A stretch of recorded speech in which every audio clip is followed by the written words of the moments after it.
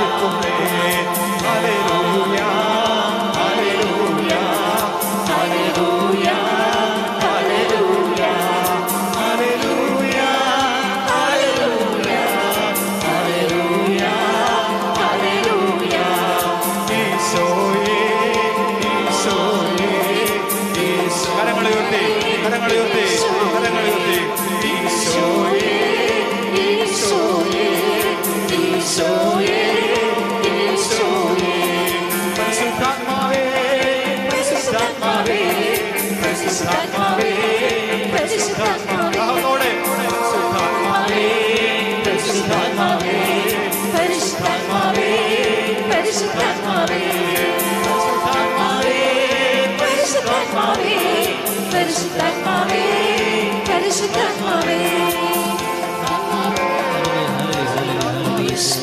Hallelujah hallelujah hallelujah hallelujah hallelujah hallelujah hallelujah യേശുവേ കർത്താവേ ദൈവമേ സ്തോത്രം കർത്താവേ ഹല്ലേലൂയ ഹല്ലേലൂയ ഹല്ലേലൂയ യേശുവേ കർത്താവേ ദൈവമേ സ്തോത്രം കർത്താവേ hallelujah hallelujah hallelujah hallelujah hallelujah hallelujah യേശുവേ നന്ദി. രണ്ട് കരങ്ങൾ നെഞ്ചോട് ചേർത്ത് വെച്ച് നമുക്ക് പ്രാർത്ഥിക്കാം.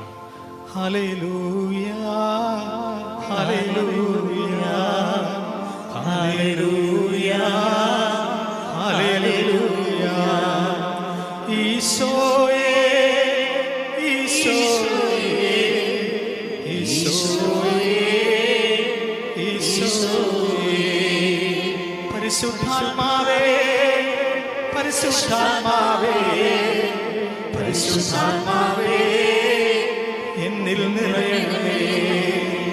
പരിശുദ്ധാത്മാവേ പരിശുദ്ധാത്മാവേ പരിശുദ്ധാത്മാവേ മക്കളിൽ നിറയണമേ.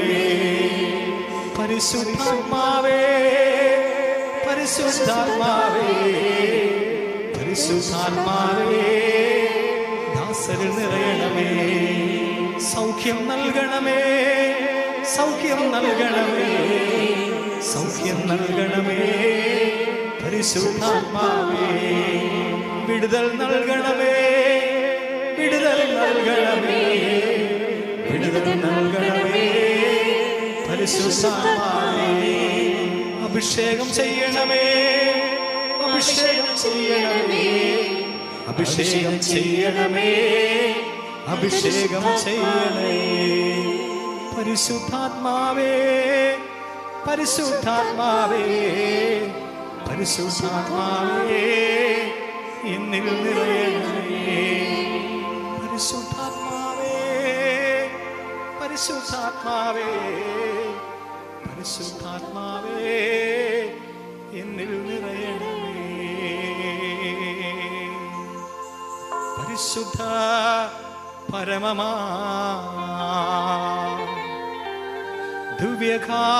ദിവ്യകാരുണ്യമേ എന്നുമെന്നും അങ്ങേയ്ക്കാരാധന. പരിശുദ്ധ പരമമാ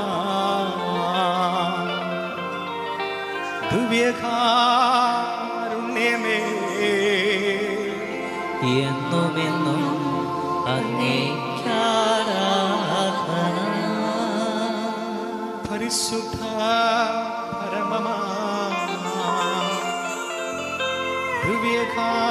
ദിവ്യകാരുണ്യമേ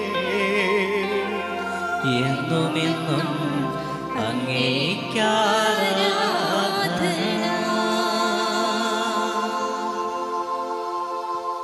യേശുമിശിഹായിക്ക് സ്തുതിയായിരിക്കട്ടെ. ഇപ്പോഴും എപ്പോഴും സ്തുതിയായിരിക്കട്ടെ. യേശുമിശിഹായിക്ക് സ്തുതിയായിരിക്കട്ടെ. ഇപ്പോഴും എപ്പോഴും സ്തുതിയായിരിക്കട്ടെ. അത് പറഞ്ഞേ ഹല്ലേലൂയ ഹല്ലേലൂയ സന്തോഷത്തോടെ പറഞ്ഞേ ഹല്ലേലൂയ. ഹല്ലേലൂയ രണ്ട് കരങ്ങൾ ഉയർത്തി പറഞ്ഞേ ഹല്ലേലൂയ ഹല്ലേലൂയ ഹല്ലേലൂയ.